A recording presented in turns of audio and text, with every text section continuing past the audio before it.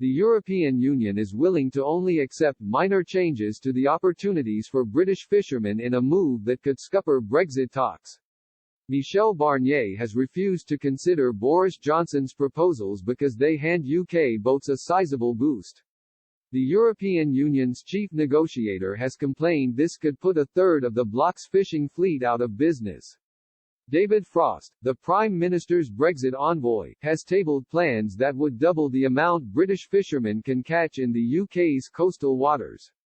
But the plans have been branded unrealistic by influential European policymakers, who have ordered Mr. Barnier to stand firm on the bloc's fisheries demands. Tory MPs urged the Prime Minister's negotiator to hold a firm line against Brussels. Steve Double said, "For too long EU fishing boats have been able to catch more fish in our waters than our own fishing fleet." Brexit and the Fisheries Bill, which began its passage through the Commons this week, provides the opportunity to take back control of our waters and give our fishermen a much fairer share of quotas. This will benefit our fishermen, the communities they are a part of, and the wider fishing industry. I am delighted that the government has held firm in the negotiations and kept faith with our fishermen. Germany yesterday insisted the UK should sign up to, at least, the status quo. Agriculture Minister Julia Klöckner said the bloc would have to start preparing for European boats being locked out of British waters after the end of the post-Brexit transition period. She told the EU Parliament if Britain wanted access to the single market, Downing Street must surrender access to Britain's waters.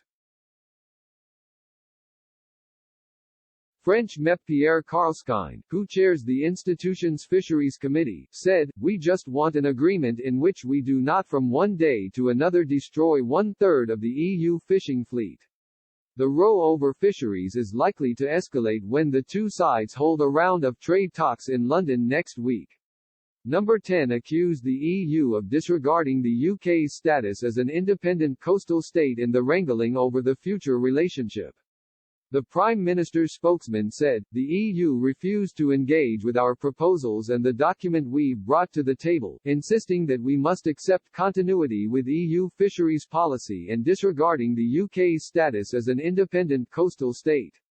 We need more realism from the EU on the scale of the change that results from our leaving. The government is seeking to use scientific methods, known as zonal attachment, to set new quota shares after the transition period.